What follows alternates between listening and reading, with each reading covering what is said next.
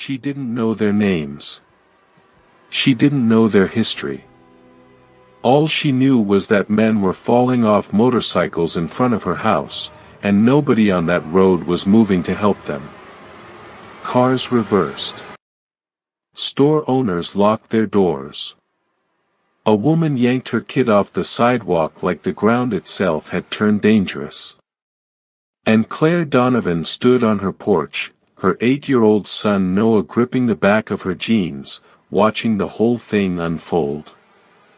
Then she saw the patches on their jackets.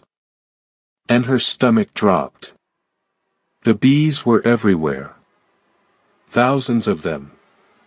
A living storm of black and yellow that had turned a quiet rural afternoon into something unrecognizable. One rider had gone down hard into a ditch. Another was slumped against his bike, barely standing. And still, not one person on that road moved to help. Claire looked at Noah. Noah looked at the man in the ditch. And then her boy said the thing he always said, "Good people can look scary, Mom." Claire stepped off the porch. She crossed the yard. She pulled open the old barn door, hinges screaming, and she shouted into the chaos, inside. "Hurry!" Doors slammed. Bees hammered the windows. Men struggled to breathe. And Claire had no idea that by morning, that decision would put her son and everything she had left in serious danger. To understand why that moment mattered, you have to understand what Claire's life actually looked like. She was 34. A widow. Danny Donovan had driven logging trucks through mountain routes 3 counties over, and one icy winter morning 4 years ago, the road made a decision that ended everything. Claire was 29 when she got the call. Noah was 4. In the years after, she sold the newer truck, kept the farmhouse because it had been in her family, and worked 2 jobs without complaint, early shifts at a diner, weekend hours at a hardware store, and home in time to pack Noah's lunch every single morning without fail. Quiet dignity. That was Claire Donovan in full. Noah was 8 and already carrying the kind of weight kids from one-parent homes sometimes carry, the awareness that things were tight, that he shouldn't ask for too much. But he noticed everything. He drew constantly. Motorcycles most of all. He'd never ridden one, never been close to one, but something about them had lodged in his imagination and refused to leave. He told Claire once that motorcycles looked like what freedom looked like. She'd laughed and kissed the top of his head and thought about Danny, who used to say nearly the same thing. Before we continue, let us know in the comments where you're watching from. We'd love to hear from you. And if you're new here, hit that subscribe button so you never miss any of our upcoming videos. Stories about judgment, loyalty, and what happens when we refuse to look away, that's exactly what this channel is built for. The man who stepped into the barn last was the one Claire noticed first. Not because he was the loudest, he wasn't. Not the biggest, exactly. It was the way he moved. Deliberate. Unhurried. Even now, swollen with stings, one eye nearly shut, he walked in like a man who had long ago decided panic was a luxury he couldn't afford. He pulled the barn door shut behind him and stood quietly, taking inventory of his people the way a man does when he's responsible for every life in the room. His name was Gage Mercer. 57 years old. Heavy gray beard. A scar along the jaw faded to white. Eyes that were dark and still and watching everything. Claire moved without thinking, she always had. She went man to man with tweezers and antiseptic and the calm of someone who had patched up enough scraped knees that the sight of pain no longer made her freeze. Noah appeared at her elbow with cups of water, handing them out without a word, serious as a surgeon. One young rider, maybe 25, still shaking, looked at the boy like he wasn't sure what to do with simple kindness. Gage watched all of it. He watched Claire give Noah her own portion of crackers she'd found on the shelf. He said nothing. But something shifted behind those still eyes. Something that had been locked away for a long time. When the swarm finally broke apart and the air outside cleared, Gage stood and addressed his men in a low voice, fast, thorough, nothing wasted. Then he turned to Claire. He didn't thank her with a speech. He just looked at her in a way that said more than most people manage with a full sentence. He said, "You need anything before we clear out?" She shook her head. He nodded once. And they left. Engines fading down the road. Claire stood in the barn doorway watching them go, one hand on Noah's shoulder, not yet understanding what she just set in motion. There were questions forming even before those engines faded. Why had that swarm been so aggressive? Bee swarms don't behave that way naturally, not thousands of them, not that coordinated, not that fast. One of the younger riders, a man named Dell, had been near the back of the group when it hit. And before the bees came, he had smelled something. Sharp. Chemical. Wrong. It lasted only a second before everything went chaos, but it stayed with him. Small things like that tend to stay with people who pay attention. The morning after, 3 black SUVs rolled onto Claire's property like they'd parked there 100 times before. The man who stepped out first was not the kind who announces himself. He was the kind whose presence is already announced by everything around him, the vehicles, the 2 associates who stayed a half step behind, the way he looked at the farmhouse like a man who has already decided something belongs to him. His name was Ethan Holloway. 51. Ran the largest commercial development company in 3 counties. The Chamber of Commerce loved him. The people who used to own land near his projects had a different kind of silence when his name came up, the silence of people who know something and have learned that knowing it doesn't help. He told Claire he admired the property. Said he had an offer, cash, today, generous. He named a number that was more than she made in 2 years. Claire stood on her porch steps with her coffee and let the number sit in the air. Then she said no. Holloway's smile thinned. He said he hoped she'd keep it in mind. Then he said, "People sometimes lose things when they hold on too long." He said it pleasantly, like a general observation about life. Then he got back in the SUV and left. The morning suddenly felt colder than it had 10 minutes ago. It started small, the way these things always do. Power went out for 6 hours. Water pressure dropped to nothing. The back gate was found cut clean off its hinges. The tractor fuel line was jammed with something that didn't get there by accident. She filed a police report. The officer was polite and thorough and made clear without saying so that without evidence, there wasn't much road to travel. Claire thanked him. She did not expect anything to change.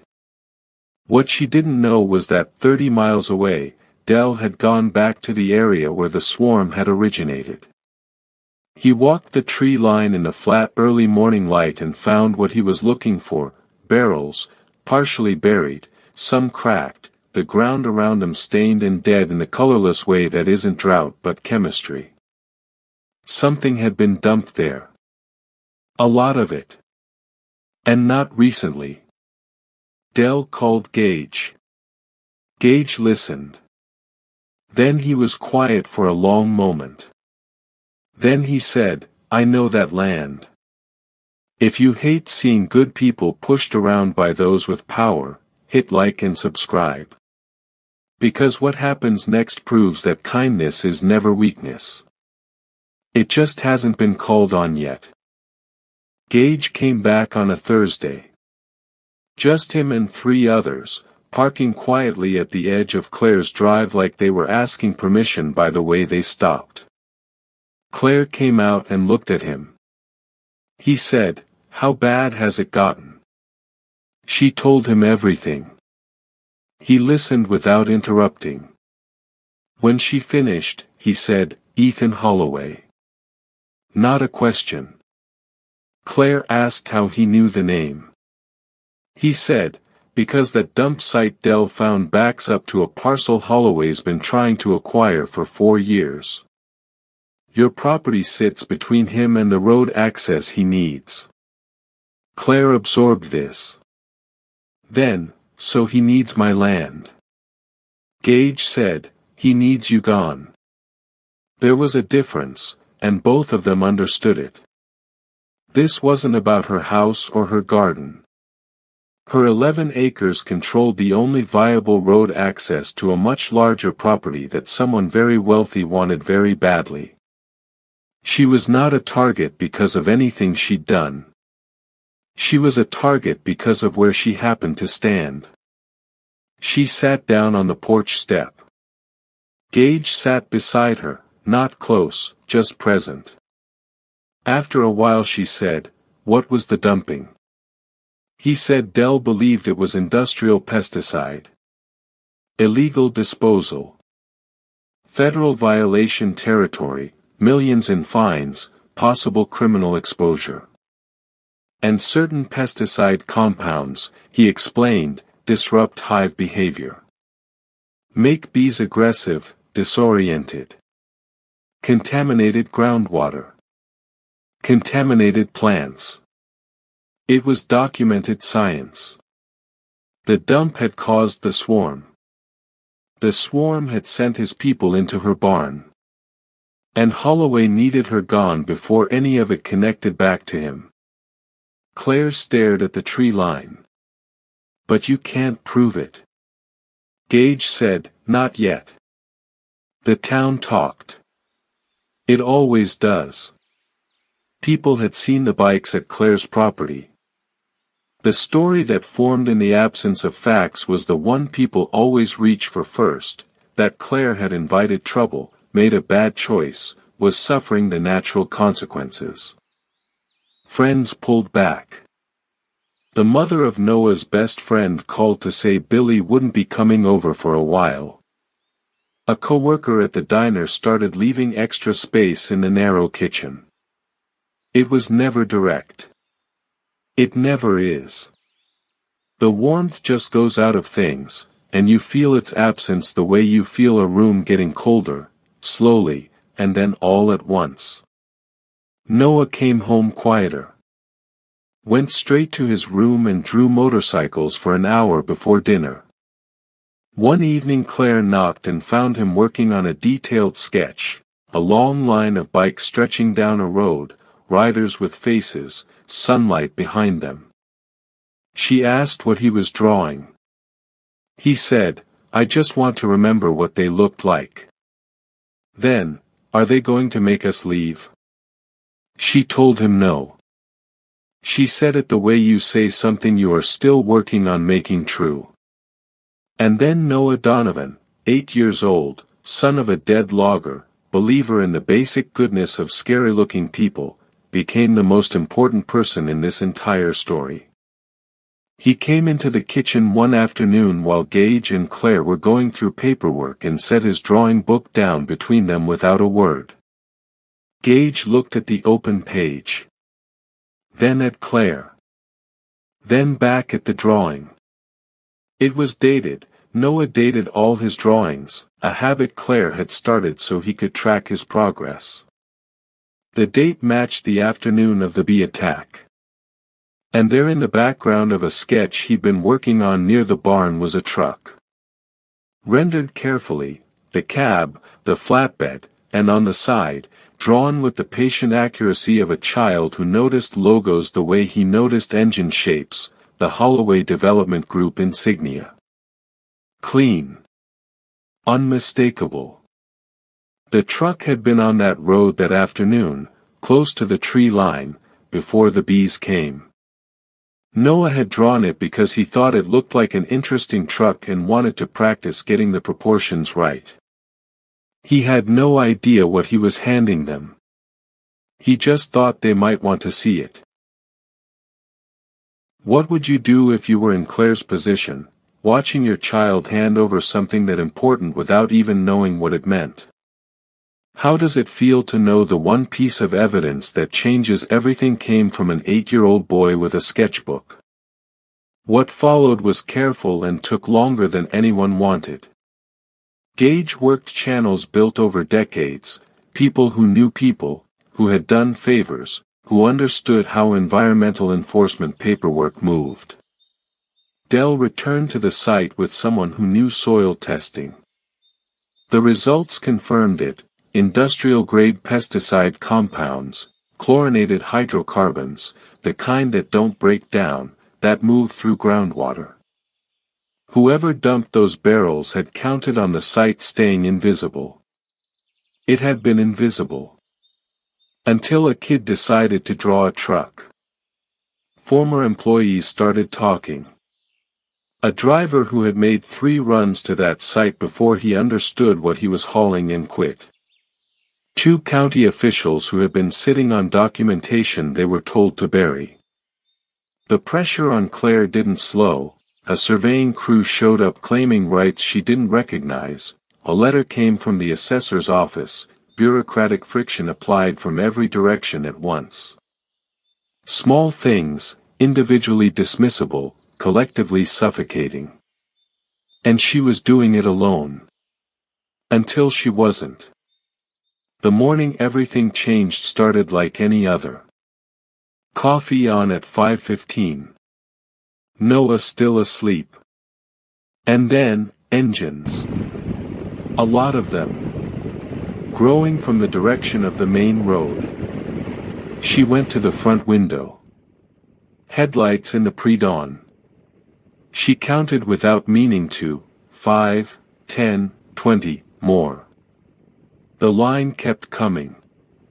They turned onto her road. They filled the drive, the yard, the road edge on both sides, organized, quiet, engines falling silent one by one until the morning was nearly still.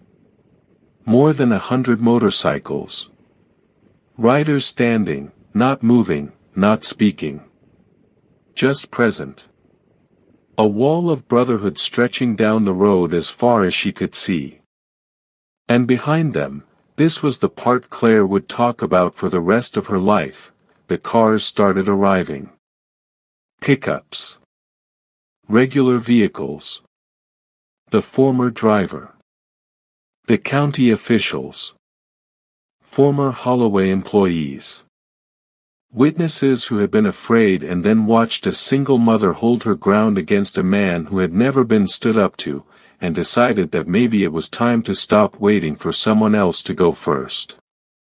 Ethan Holloway arrived 20 minutes later.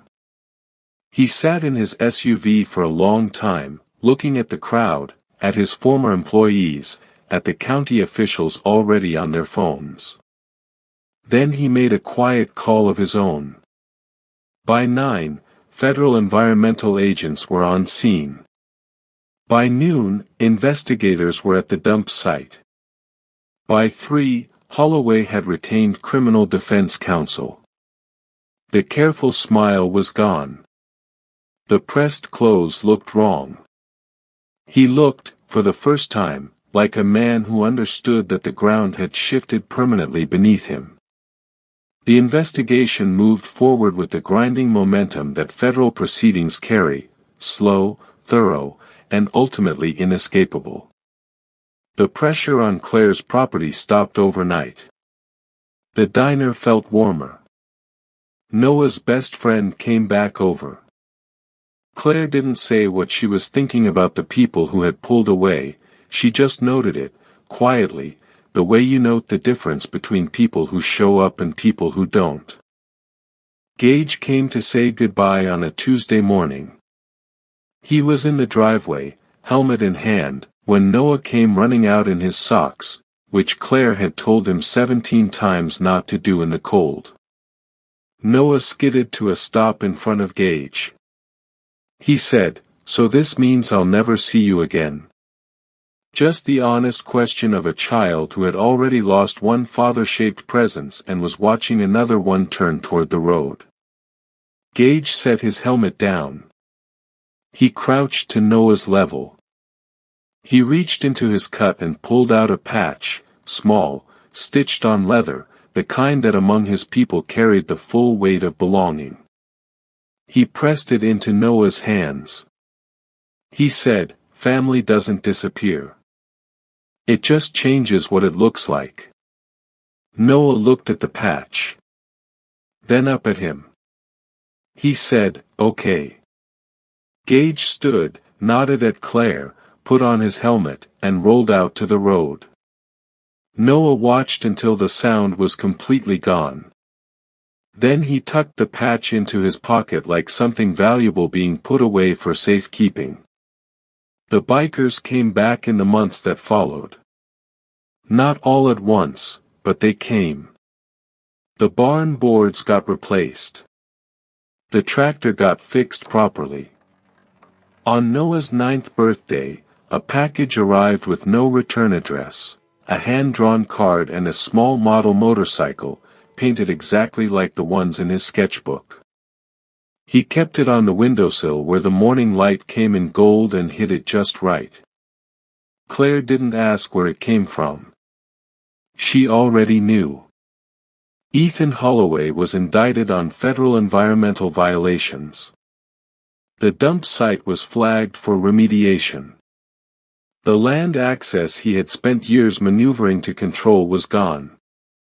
An empire built on the certainty that small people could be moved quietly had run into a woman who simply hadn't moved. And the people society had written off as dangerous, the ones with the patches and the loud engines and the reputation built from a distance, those were the people who had stood in her yard at 5 in the morning when standing there cost them something real. Sometimes the people the world fears most become the ones beside you when everyone else has already decided it's easier to look away. And sometimes all it takes to change everything is one person who refuses to leave a stranger in the road. Have you ever misjudged someone, and later had to sit with what that cost them? If this were your family, your property, your child at the window, would you open the barn door? What's your take on this? I'm reading every single comment. If this story moved you, hit like and share it with someone who needs to hear it. And if you want more stories like this, check out the previous videos on the channel. We'll see you in the next one.